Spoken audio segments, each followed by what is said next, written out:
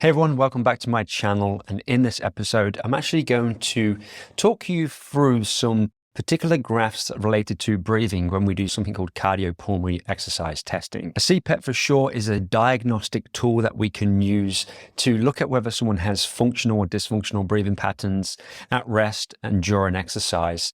And this is kind of the gold standard way for us really to investigate someone's cardiopulmonary and metabolic function over a period of graded steps of intensity of exercise.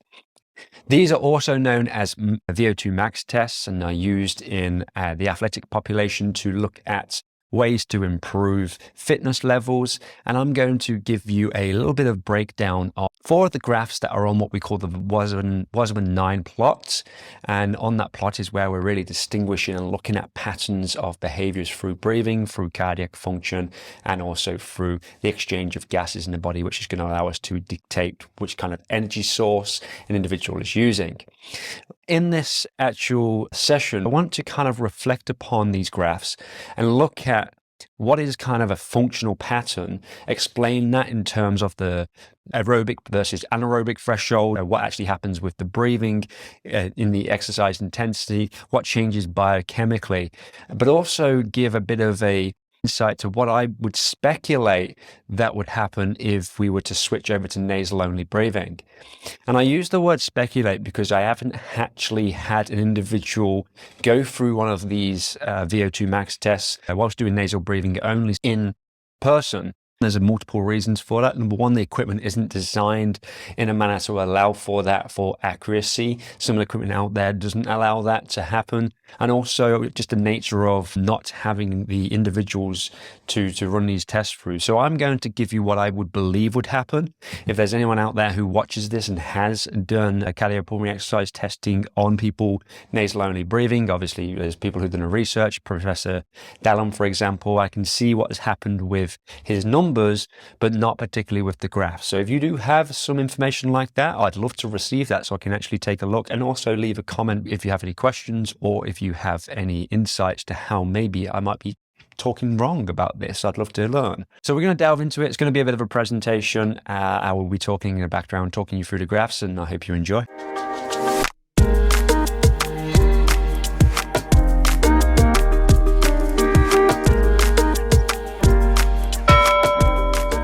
Actually, before we delve into the presentation, I wanted to just talk you through the methodology of what a cardiopulmonary exercise test looks like, so you have some understanding behind, in the imagery of your mind, what might actually be going on. And I'll hopefully get some videos over the top of this so you can actually see what it might look like when you're doing these. So essentially what is happening is you've got an individual who's going to come in for this test. Maybe they're short of breath, maybe they want to improve their fitness levels, or just they have some kind of heart issues and they just want to really distinguish, okay, what's actually happening functionally at low levels of intensity, but also when we kind of test the cardiorespiratory system. So people will be put on with ECGs over their chest so that you can actually measure their heart rate and look at what's going on within their heart. They'll be wearing a mask and a blood pressure cuff.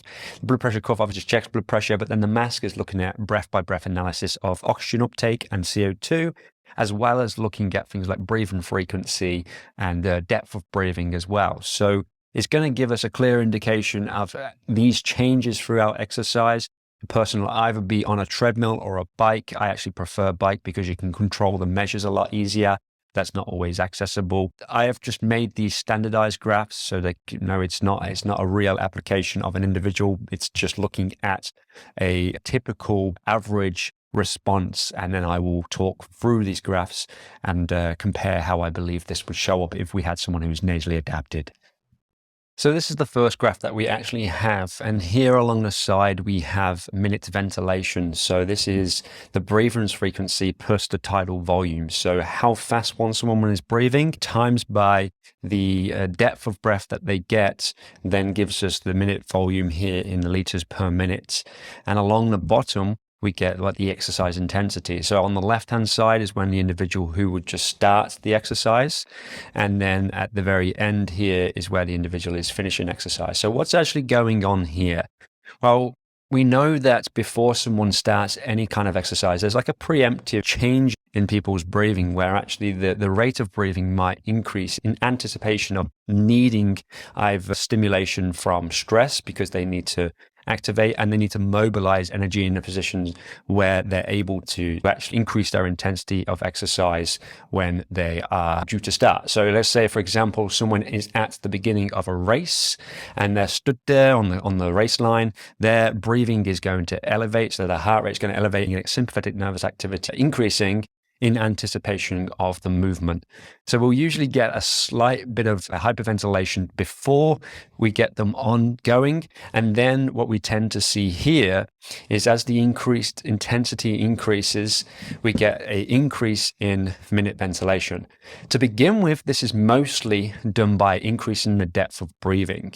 And we get this shift in our depth of breathing, which is essentially called a little bit of a dynamic hyperinflation, because it's more efficient to increase depth of breathing initially to increase ventilation than it is to increase our breathing frequency. And then as we start to increase our intensity to a point where it flips over into what we call anaerobic activity.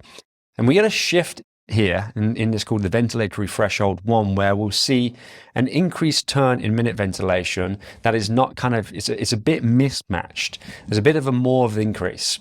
And in the next graph, we'll actually see why this is, but this is over the switch from aerobic to anaerobic, and we have to go through a different pathway of using more glycolysis than using the aerobic pathways.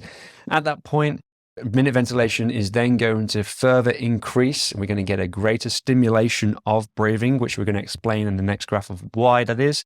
And then at the third point, we have this what's called VT2, also known as the respiratory compensation point, which then we a more significant deflection increase in our minute ventilation. And this here is more likely to do with an increase in breathing frequency so that we can offload the gases that are accumulating, which we're going to discuss in a moment. Here we can see CO2 production. So what tends to happen is that when we start to exercise, we need to mobilize more energy. We need to utilize more oxygen. We need to create energy. And as a byproduct of that, we get the production of carbon dioxide. And this will increase as exercise intensity increases kind of linearly up until we do reach this VT1, this ventilatory threshold. There's a deflection point and change in CO2 production as we go into the more anaerobic glycolytic pathways, which has 4 to 6 times the amount of CO2 produced per oxygen molecule at least. And therefore, we get a greater production of CO2.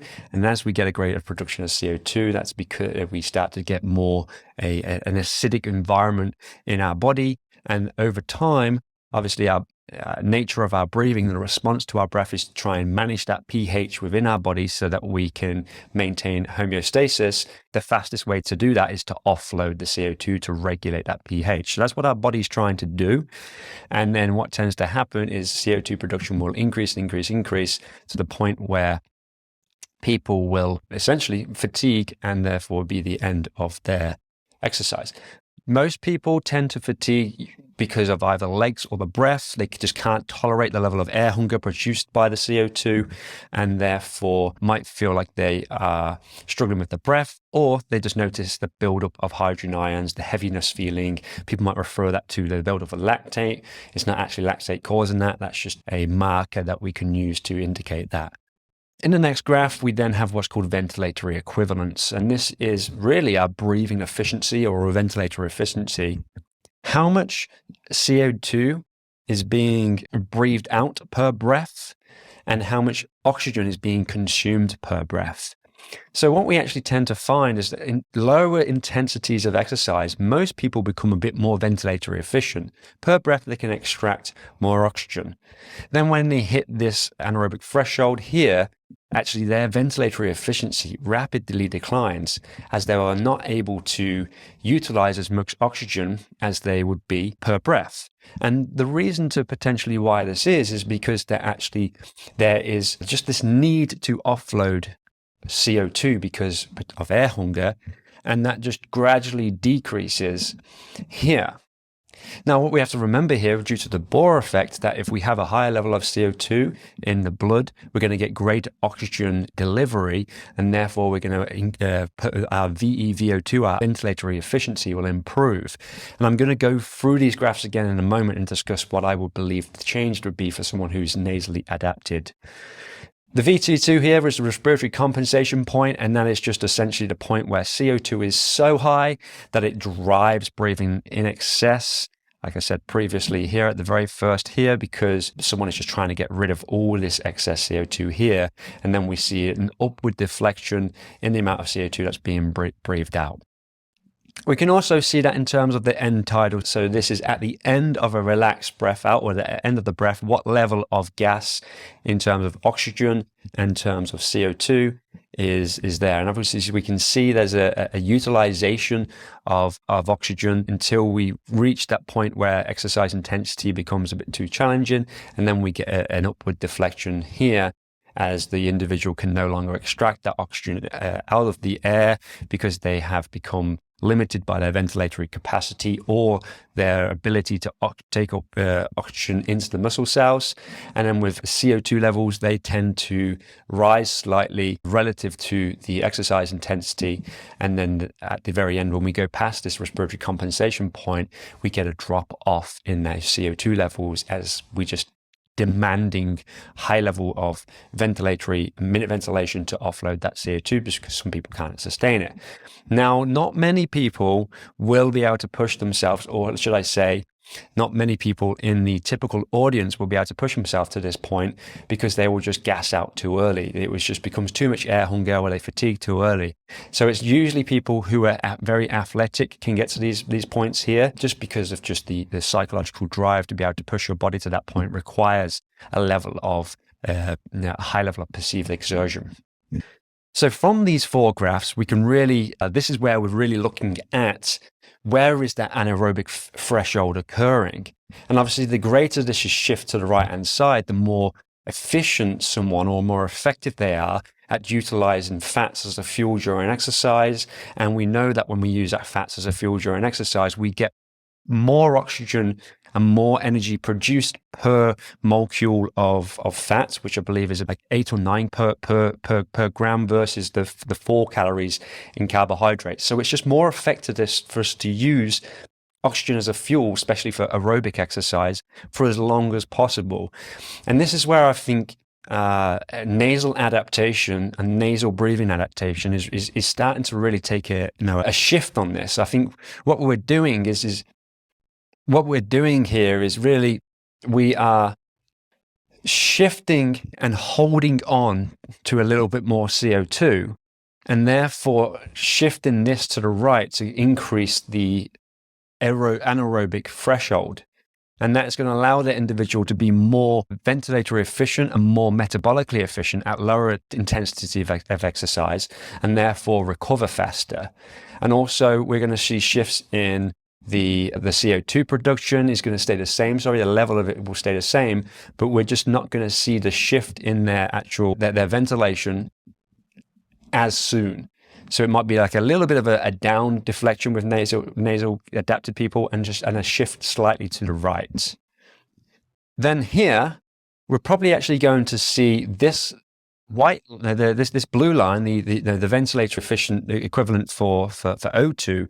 So the amount of O2 that's extracted from or being used from the body per breath is probably actually going to have a bit more of a downward deflection down here, because we're actually, the lower that is, the more efficient we are.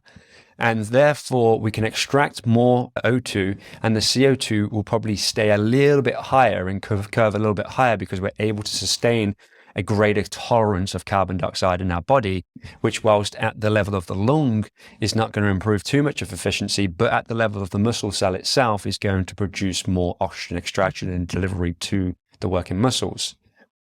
And then on this final graph here, what I think we're going to see again is we're going to have to shift to the right. The level of the PeO2, so the tidal and end tidal, is going to be similar with a little bit of a lower deflection. And up here, we're probably going to have a a bit of a higher end-tidal CO2 as we're able to retain that in our lungs and in our body because we've got a greater ability to tolerate air hunger, metabolic activity aerobically. We can extract more oxygen, and therefore we're going to get a greater difference between these two lines here. So that's my short review, as short and condensed as I can. Just thinking through on the spot of what I believe would be the changes and to the ventilatory response during graded stepped exercise or cardiopulmonary exercise test or a VO2 max test, whilst explaining a little bit about how we become more ventilatory efficient. So that is my interpretation. If you have any questions or comments, please leave them below. I hope you enjoyed this new style of education, and I look forward to hearing from you soon.